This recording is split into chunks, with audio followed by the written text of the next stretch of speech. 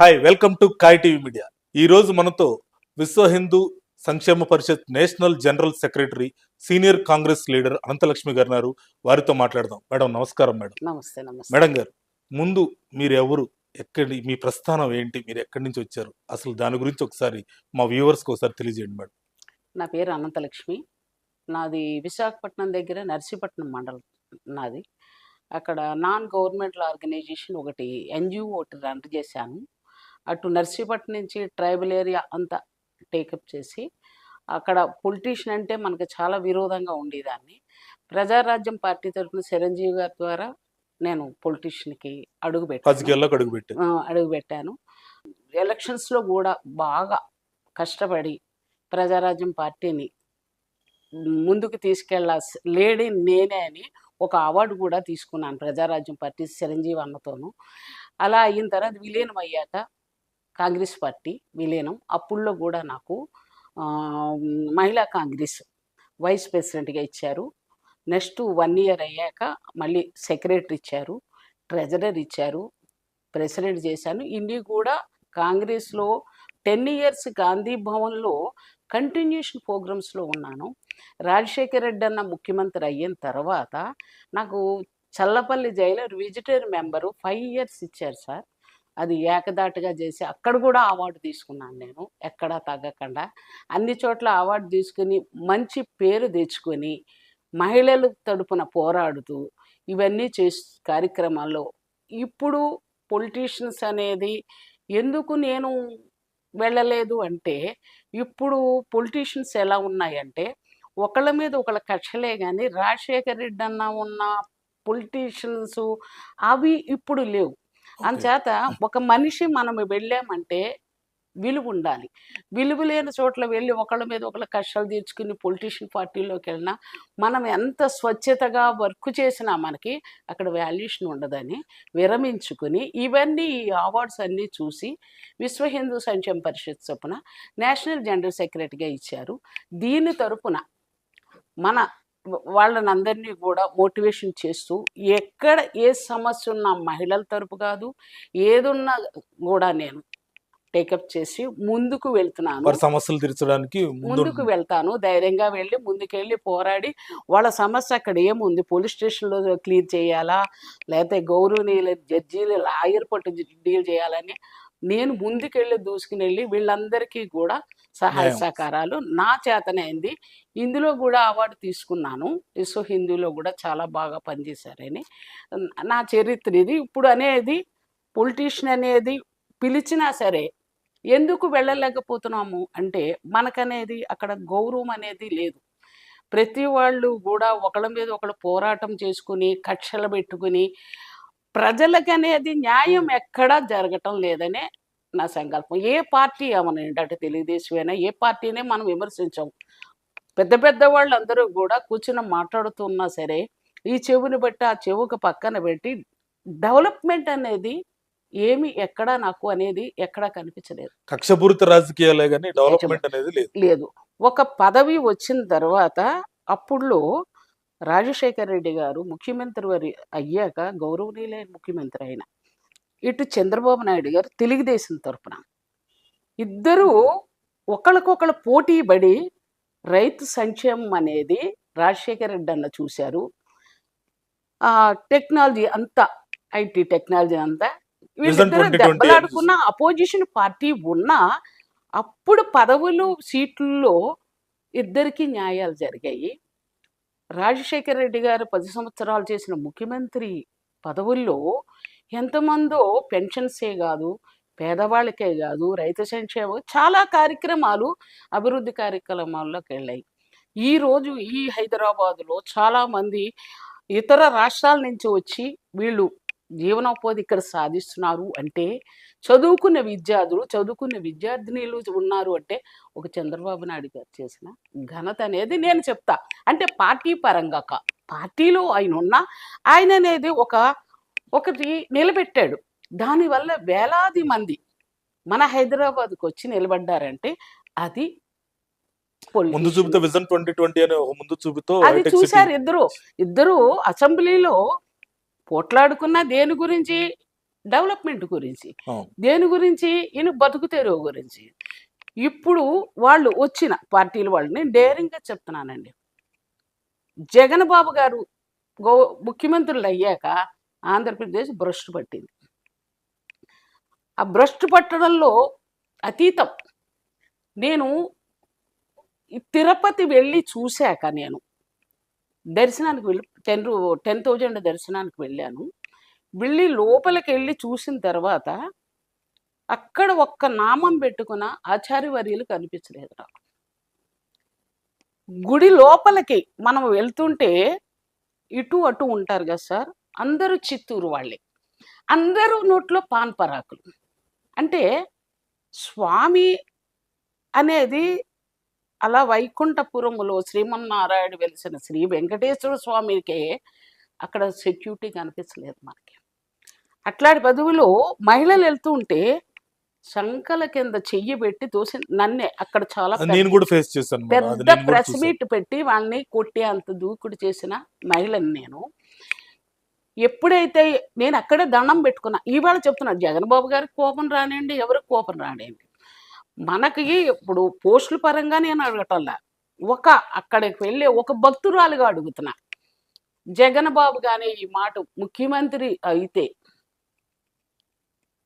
ఏడుకొండల వెంకటరమణ స్వామికి మెడలో సిలువు వేస్తాడు, కంపల్సరీ స్వామి నువ్వు చూడు అన్నాను. అంటే ఆయన మీద పగ కాదు, అక్కడ ఆయన చేసింది కాదు, ఆయన బయటకు వచ్చి ఏమన్నా ఈ కార్యక్రమం జరుగుతోంది, ఇక్కడ అన్యాయం జరుగుతుంది చూస్తే కదా అక్కడ ఏం జరుగుతుంది. నాయకత్వం అనేది నిద్రపోతూ గెస్ట్ హౌస్లో పడుకుని రూమ్లో పడుకుంటే ఇక్కడ ఏం జరుగుతుందండి, అన్యాయమే జరుగుతోంది.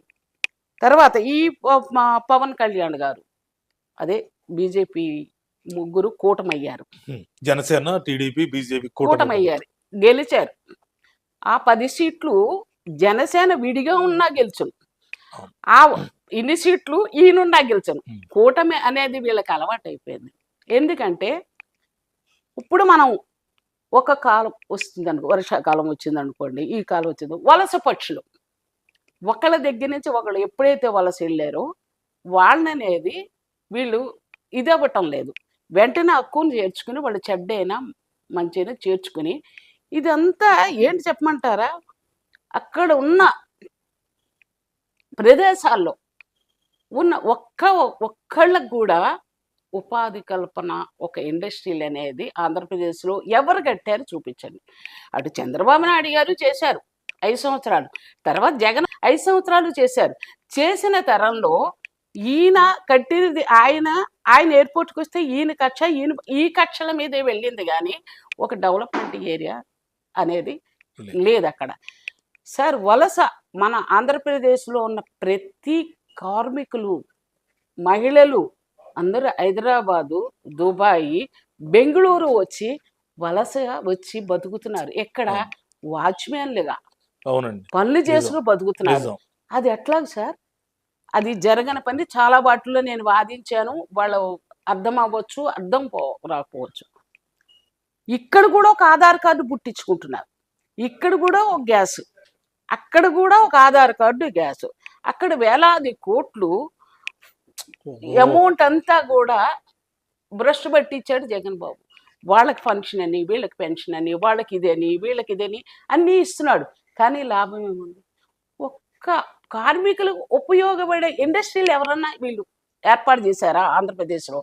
రాజధాని అంటారు, అమరావతి అంటారు, అవన్నీ కాదు మీరు చేయవలసింది. ఇక్కడున్న కార్మికులు ఇతర రాష్ట్రాలకు వెళ్ళకుండా మనం ఎందుకు చేయలేకపోతున్నాం? ఇప్పుడున్న ప్రభుత్వం, కూటమి ప్రభుత్వం ఏమన్నా శ్రీకారం చుడుతోందా? అది లేదు.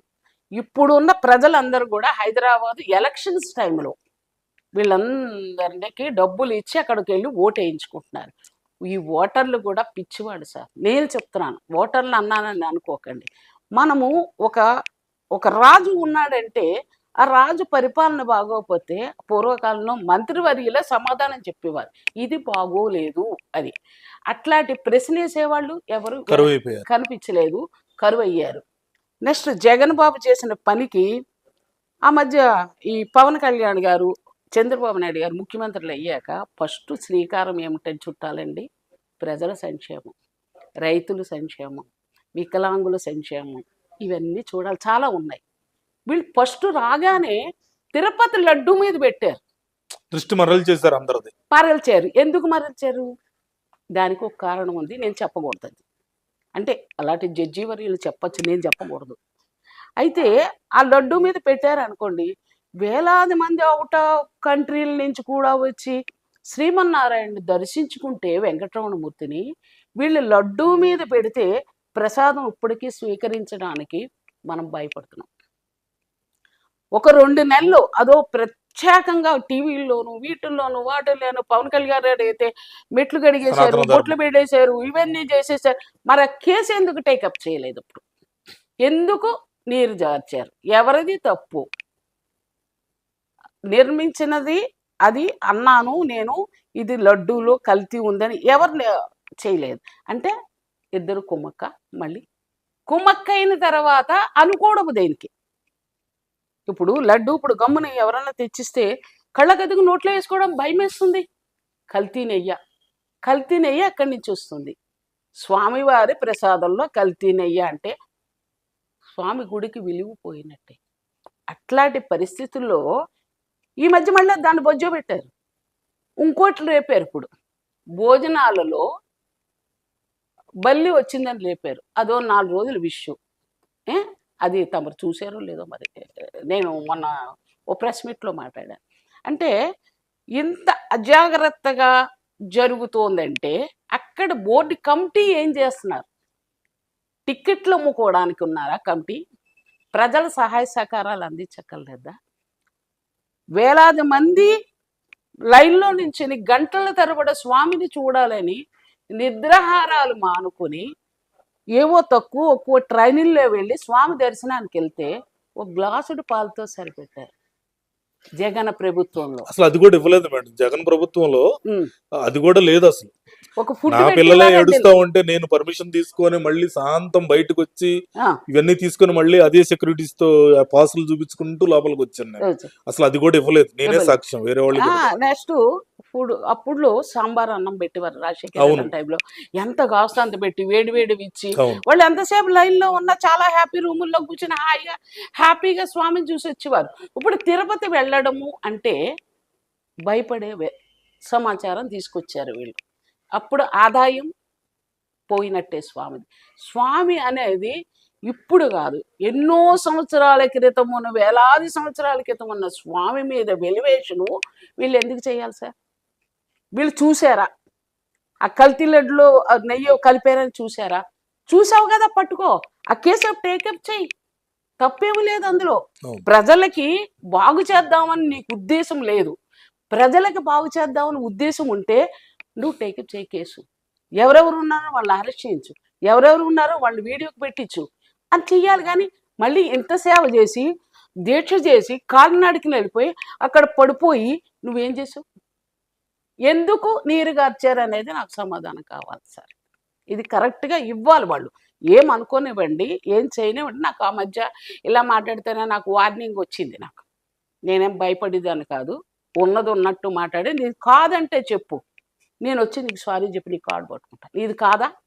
ఇది నిజమా? ఎయిర్పోర్ట్లోంచి పవన్ కళ్యాణ్ ఆపారని ఈయన ఆపడం, చంద్రబాబు నాయుడు ఏంటండి కక్షలు? ప్రజలకు సేవ చేయాలని వచ్చారా వీళ్ళు? అప్పుడే సంవత్సరం అయిపోయింది సార్, సంవత్సరం అయిపోయింది, ఇంకేం చేస్తారు సార్ వీళ్ళు? డెవలప్మెంట్ ఏమన్నా ఉందా? ముందు నువ్వు ఏం వద్దు, ప్రధానంగా వచ్చినప్పుడు ప్రమాణ స్వీకారం నువ్వు చేసినప్పుడు వలస కార్మికుల గురించి చూడు. నువ్వు కార్మికులు బతకడానికి ఒక ఇండస్ట్రీలు కట్టించు ప్రతి ఏరియాలోనూ. ఏమి ఎందుకు కట్టించడం లేదు? నీ సొమ్ము కాదు కదా, సెంట్రల్ నుంచి వస్తుంది ప్రతిదీని, ప్రతి రూపాయి దేనికి పెడుతున్నారండి? ఇప్పుడు అమరావతి డెవలప్మెంట్, అమరావతి డెవలప్మెంట్ తర్వాత అవుతుంది, ముందు ఇవి చూడు. రేపు అన్నరోజు నీకు ఓటు వేయాలంటే, ముందుకొచ్చి ఓటు వేయాలంటే 4 స్పీచ్లు చేయడం ఏమి కర్మో మనకి. మా ఆంధ్రప్రదేశ్కి ఇట్లా ప్రమాణ స్వీకారం చేశారు, అట్లా వరదలు వచ్చి కొట్టుకుపోయాయి. ఏముంది సార్ అక్కడ? సస్యశ్యామలం ఉందా? రైతులు పోగొట్టుకున్న వాటికి ఏమన్నా ఇచ్చారా వీళ్ళు? ఒకళ్ళకి ఇద్దరికి ఇవ్వడం, రెండోది లేదు. ఈయనేదో నవరత్నాలు పెట్టేశామా అందరికి ఇచ్చామన్నాడు. ఎవరికి అందే సార్ నవరత్నాలు? ఎవరికి అందే చూపించమనండి. వాళ్ళకి ఇంట్రెస్ట్ ఉన్న వాళ్ళకి. అందరూ పేదవాళ్ళుగానే. ఆంధ్రప్రదేశ్ చాలా కడు పేదరికంలో ఉంది సార్. ఎవరు ముఖ్యమంత్రి అయినా దాన్ని డెవలప్ చేయడం అనేది ఎవరికి చేత కాలేదు. చేత కాలేదని నేను వాడిని విమర్శించడం లేదు. ఆలోచించాలి, ఈ ప్రభుత్వం చేయలేకపోయింది, నేను చెయ్యగలను అని ముందుకు రావాలి సార్. మిమ్మల్ని ఎందుకు గెలిపించారు సార్? ఒక్కసారి నువ్వు జైల్లో ఉన్నా, ఆయన జైలుకి వెళ్ళినా, మళ్ళీ చంద్రబాబు నాయుడు గారే మనకి పనిచేస్తారని ముందుకొచ్చినప్పుడు మీరు ఏం చేస్తున్నారు సార్ డెవలప్మెంట్? దాని గురించి ఆలోచించారా? దాని గురించి ఎవ్వరూ డెవలప్మెంట్ గురించి ఆలోచించే పరిస్థితిలో లేరు. మొన్న ఎవరు హోమ్ మినిస్టర్ గారు వంగలపూడి ఆవిడను ఈయన ఏంటి సార్ ఒకరి మీద ఒకరు దెబ్బలాట్లు? డెవలప్మెంట్ లేవు సార్. అసెంబ్లీలో ఏం మాట్లాడుతారు? అపోజిషన్ పార్టీలో లేనప్పుడు డెవలప్మెంట్ ఎలా చేస్తారు సార్ వీళ్ళు? అపోజిషన్ పార్టీ జగన్ ఉన్నాడా అక్కడ? ఏమీ లేదు. ఎవరు వింటారు మీ డెవలప్మెంట్? ఎవరు వింటారు సార్? ఎవరు తీర్మానం చేస్తారు? అపోజిషన్ పార్టీ అనేది ఎప్పుడైనా ఉంటే గెలుపు ఓటమి అనేది పక్కా ఉంటుంది. అపోజిషన్ పార్టీ అక్కడ లేనప్పుడు మీరు ఏం చేస్తున్నారు? మీరు ఎందుకు చెందుతున్నారు? ఏం చేస్తున్నారు? ఫస్ట్ అది అయిపోయాక స్పీకర్ నేను వాడకూడదు అనుకుని వాడతా. అయ్యన్న పాత్రుడు గారు అన్ని బాధ్యతలు తీసుకున్నారు, అసెంబ్లీలో కూర్చున్నారు. అసెంబ్లీలో కూర్చున్న తర్వాత వీళ్ళందరికన్నా హెడ్ ఎవరు? ముఖ్యమంత్రి వర్యులు చంద్రబాబు నాయుడు గారు. ఆయన అక్కడ ఉండగానే ఎమ్మెల్యేలందరికీ, కొత్తగా వచ్చిన ఎమ్మెల్యేలందరికీ ట్రైనింగ్ ఇస్తాము అంటే దాంట్లో అర్థం ఏంటి చెప్పండి? ట్రైనింగ్ ఎందుకు ఇవ్వాలి సార్? అంటే ఓనామాలు రాని వాళ్ళు కూడా అసెంబ్లీలో కూర్చుని గెలిచారు అంటే అక్కడ ఉన్న పంచాయతీ ప్రజల్లో ఒక నాయకుడిని వేయించుకుని వీడికి వేస్తే వీడి తరపున నాకు సహాయ సహకారాలు అందుతాయి అని వాడు గెలిపిస్తే ట్రైనింగ్ ఇవ్వడం ఏంటి అక్కడ? అయితే అంటే నేను ఈ ముక్కు వాడుతున్నాను, పవన్ కళ్యాణ్ గారు కూడా కొత్తగా వచ్చిన ఆయన కదా, ఆయనకి ఇస్తున్నాడా ట్రైనింగ్? ట్రైనింగ్ ఏంటి సార్? నువ్వేమని ట్రైనింగ్ అయ్యి ఎమ్మెల్యే అయ్యావు, ఎంపీ అయ్యావు, మినిస్టర్ అయ్యావు, ఇప్పుడు స్పీకర్ అయ్యావు. ప్రజల నాడి పట్టుకొని, ప్రజల రక్తాలు దాగుతూ, ప్రజల చేత చాకరీలు చేయించుకుంటూ, మేడల్లో, మిద్దుల్లో, ఏసీల్లో కూర్చుని మహాభోగాలు అనుభవిస్తున్న మీరు ప్రజల గురించి ఏం మాట్లాడుతున్నారు? ఒక్కళ్ళ ప్రజల గురించి మాట్లాడుతున్నారా? ఒక పేదరికం గురించి మాట్లాడుతున్నారా? ఒక ఇదేంటి ఎస్సీ ఎస్టీ హాస్టల్స్ గురించి మాట్లాడుతున్నారా? ఇవన్నీ ఏది ఏమైనా నేను ఎప్పుడైనా రాజశేఖర రెడ్డి గారిని మెచ్చుకుంటాను. ఎక్కడ విత్ ఇన్ సెకండ్ యాక్షన్ అంటే పరిగెట్టి యాక్షన్ తీసుకుని దాన్ని కంట్రోల్లో చేయగల సత్తా ఒక రాజశేఖర రెడ్డి అన్నాక. ఇదే రాజశేఖర రెడ్డి అన్న గౌరవం కొద్ది జగన్బాబుని గెలిపిస్తే ఈ రోజా గారు ఏంటండి, వీళ్ళు ఏందండి? జగన్ ప్రభుత్వంలో 6 నెలలు అయిపోయాక మంత్రిని మారిస్తే ఈ 6 నెలలు ఏం డెవలప్ చేస్తాడు? కొత్త మంత్రి వచ్చి ఏం చేస్తాడు? వీడు ఓం రాస్తే అది శ్రీ రాసి శోభం చెప్తాడు. అంతేనా అయ్యింది? ఏమన్నా ఎక్కువైందా చెప్పండి? అంటే నేను మాట్లాడే మాటలు ఏమన్నా తప్పు ఉంటే మీరు అడగచ్చు. నా ఆంధ్రప్రదేశ్ ఎంత పేదరికంలో ఉందో, పేదరికంగానే ఉంది. అదే అయ్యన్న పాత్రుడు గారి ఏరియా నర్సీపట్నం, అక్కడ డెవలప్ ఎందుకు అవ్వలేదు? ఇన్ని మినిస్టర్లు చేసావు, ఇన్ని ఎమ్మెల్యేలు చేసావు, స్పీకర్ అయ్యావు, ఎందుకు డెవలప్ చేయలేదు? ఎలా వేసిన గొంగలి అలాగే ఉంది. ట్రాఫిక్ నిబంధనలు కూడా అక్కడ లేవు. పల్లెటూరు సార్, ప్రతి ఇంట్లోకి వెళ్ళి గిన్నెలు దోముకుని అందరూ బతుకుతున్నారు సార్. ప్రతి ఏరియాలో నువ్వేమొద్దు 10 మంది కార్మికులు బతికే ఒక్కొక్క ఇండస్ట్రీలు నీ జేబులో డబ్బులు పెట్టన్నా చెయ్యొచ్చు. మా ఒక్క డాక్టరు మాస్క్ అడిగాడని అని పిచ్చిగా చేసి చంపేశారు వాళ్ళు. ఇవన్నీ డాక్టర్ సుధాకర్ ఆయన ఎవరు? నా నర్సీపట్నమే, నా నియోజకవర్గం. అక్కడి నుంచి నర్సీపట్నం నుంచి అరకు దాకా అడాప్ట్ విలేజెస్ సార్ నావి. ఎన్జిఓ తరఫున వాటర్ అండ్ శానిటేషన్ ప్రోగ్రామ్, ఎన్నో కార్యక్రమాలు. పొలిటీషియన్తో పోటీ పడి చేసిన వ్యక్తిని, ఇందిరాగాంధీ అవార్డు తీసుకున్న వ్యక్తిని నేను. అలాంటి మనుషులము ఆ ఏరియాలో వదులుకొని మనం ఇక్కడికి వచ్చామంటే మన సౌభాగ్యం అంతా పోయింది, మన సస్యశ్యామలం పోయింది. ఆ పల్లెటూరు వాతావరణం అంటే అవుట్ ఆఫ్ కంట్రీలోంచి వచ్చినా సరే పల్లెటూళ్ళు వెళ్ళాలి, ఒక 2 రోజులు ఉండాలి అనే కాన్సెప్ట్ పూర్తిగా పోయింది సార్. ఒకళ్ళ మీద ఒకళ్ళు పోటీ పడుతున్నారు కానీ ఒకళ్ళ మీద ఒకళ్ళు పోటీ పడి పని చెయ్యి. 100 రూపీస్ పని వచ్చినప్పుడు 75 పైసా ప్రజలకి చేయి, 25 పైసా నువ్వు తీసుకో, ఎవడొద్దంటాడు? అక్కడ డెవలప్మెంట్ కనపడుతుంది. డెవలప్మెంట్ ఇది. ఒక్క నాయకుడు డెవలప్మెంట్ లేదు. ఇంకా ఈయన చూస్తే పవన్ కళ్యాణ్ బాబు చూస్తే, నేను ప్రజారాజ్యం పార్టీ తరఫున చిరంజీవి గారి పార్టీలో చాలా వర్క్ చేసిన పెద్ద లీడర్ నేను విమర్శనగా మాట్లాడటం లేదు. ఆయన అంత గౌరవము, పవన్ కళ్యాణ్ కూడా నాకే అంతే గౌరవం. ఆయనకి 3 శాఖలు అప్పచెప్పేశారు. 3 శాఖలు ఆయన ఎక్కడ కొట్టుకు రాగలడు. ఆయన పొలిటికల్ అనుభవం అనేది ఏదో ఫస్ట్ అయ్యారు ఆయన. అయితే ఆ శాఖల్లో ఉన్న ఏముంది అక్కడ, ఏం చేయగలరు? ఒక్కరోజు నడిచెళ్ళి ఒక గ్రామానికి వెళ్తే 2వ రోజు నీరసం వచ్చి మనుషులు వీళ్ళందరూ మాలాటాడు. ఎంత దూరం అయినా రాజశేఖర రెడ్డి అన్నతో నేను నర్సీపట్నం నుంచి విజయనగరం దాకా నడిచిన వ్యక్తిని. నా ఆర్సిఎం స్కూల్లో నా పక్కనే రెస్ట్ తీసుకున్నారు ఆయన. ఇది ఎవిడెన్స్లు, ఫోటోలు కూడా నాకు ఉన్నాయి. అట్లాంటి కష్టపడిన కార్యకర్తల్ని, సీనియర్ని వదిలేసి ఏదో ట్రైనింగ్ ఇస్తాము ఎమ్మెల్యేలకి అన్న వాళ్ళని పెట్టుకుని సబ్జెక్ట్ చెప్పలేని వాళ్ళని పెట్టుకుంటే సస్యశ్యామలం ఎలా జరుగుతుంది? జరుగుతుందా? జరగదు.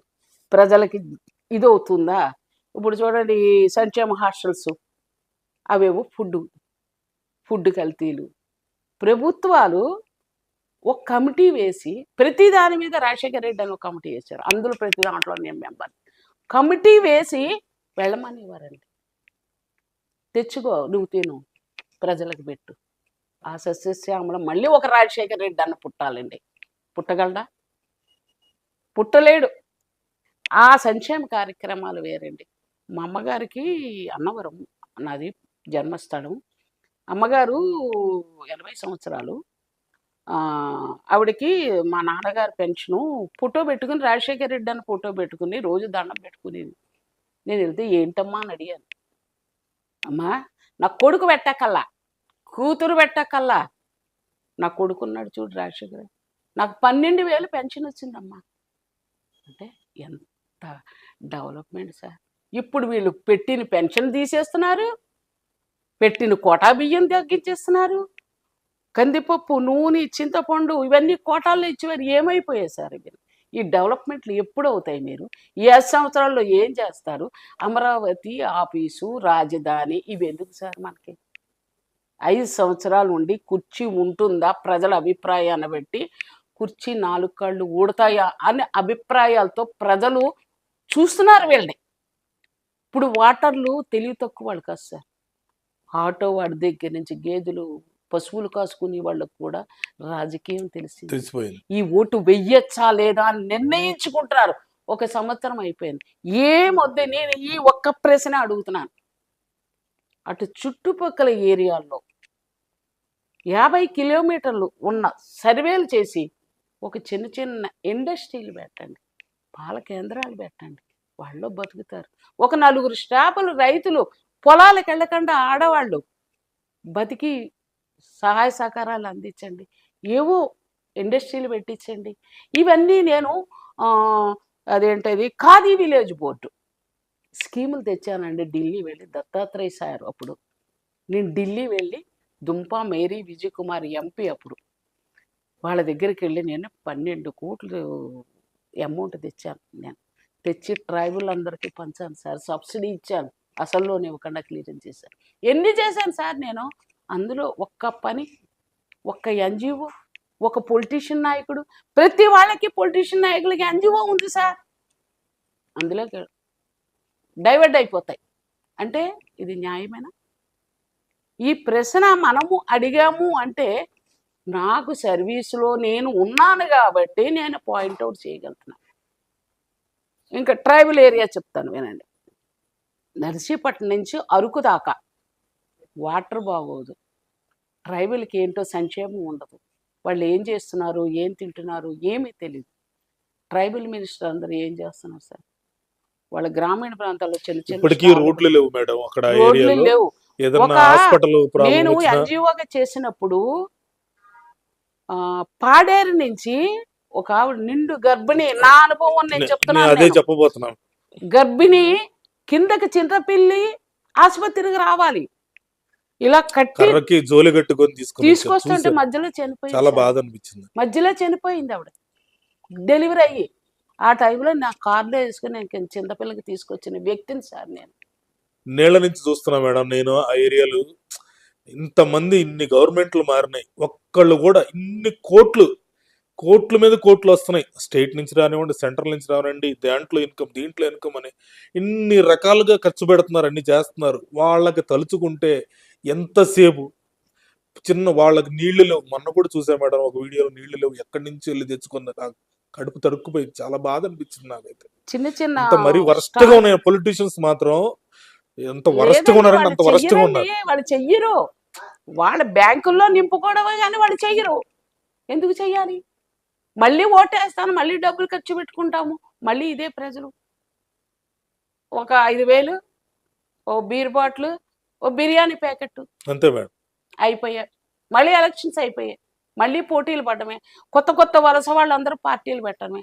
ఈ మధ్యలో ఓట్లు విడదీయడానికి కొన్ని పార్టీలు, పేర్లు చెప్పకూడదు, ఆ పార్టీలు ఎందుకండి ఇవన్నీ? మనుషుల్ని మోసం చేయడానికి ఇదంతా కూడా. ఈ మోసం అనేది ఎప్పుడు పోతుంది?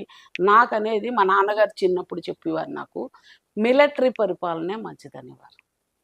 తప్పు చేస్తే కొరడాలతో కొట్టేవారు.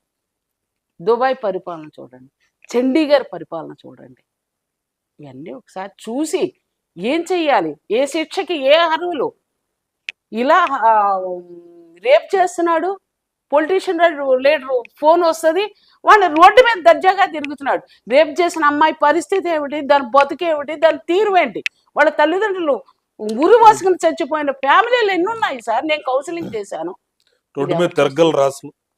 అర్ధరాత్రి మహిళ వెళ్ళే రోజులు మళ్ళీ వస్తాయి? లేదు, రాదు మేడం, రాదు.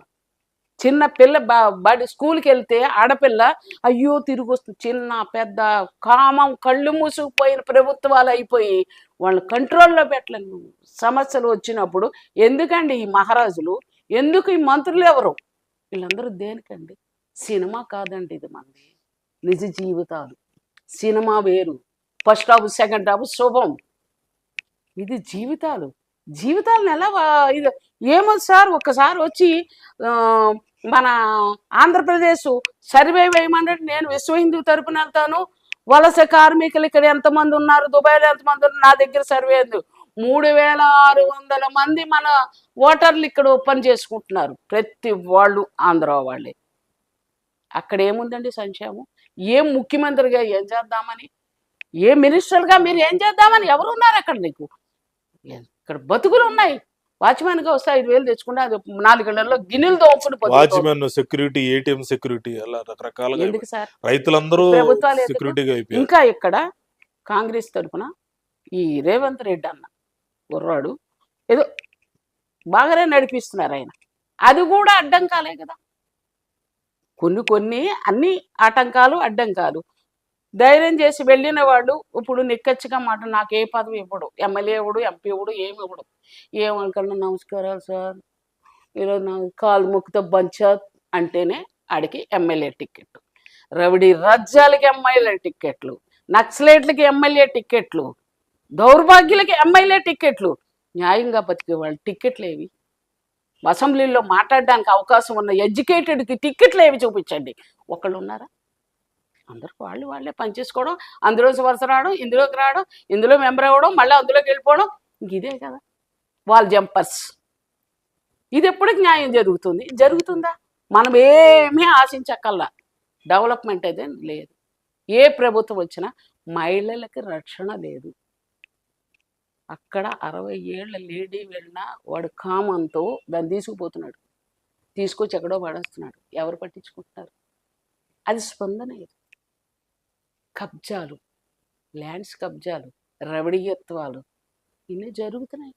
ఎవరు వెళ్ళండి, ఇదే ఎవరు కంట్రోల్ చేయగలరు? కంట్రోల్ చేయాలంటే ఒక కమిట్మెంట్ ఉండాలి, ఒక తీర్మానం ఉండాలి, ఒక ఎజెండా ఉండాలి. ఈ నెల ఇన్ని పనులు చేయాలని ఆర్డర్ వేసే అధికారం ఉండాలి. వీళ్ళు చేసే పద్ధతుల్లో ఉండాలి. ఇప్పుడు మన హాస్టల్స్ మన ఏదో కాలేజీ, ఆ కాలేజీ విజిట్ చేసింది చైర్మన్ ఆవిడ, నేరేళ్ళ శారద గారు. ఆవిడ నాతో వర్క్ చేశారు, ఆవిడ పీసీసీలో చేశారు, నేను మహిళా కాంగ్రెస్ చేశాను. ఎంత స్ట్రిక్ట్గా వెళ్ళిందండి, చాలా బాగా చేసుకొచ్చింది. అలాంటి లీడర్స్ మీ సీనియర్లు ఉన్నాం, మమ్మల్ని ఎవడు పట్టించుకుంటాడు? ఇప్పుడు మహిళా అధ్యక్షురాలు ఇక్కడ బయటికి రాదు, మాట్లాడదు ఆవిడ సునీత. ఇప్పుడు మాలాటాలను మాట్లాడితే మాలాటాలను గుర్తించరు.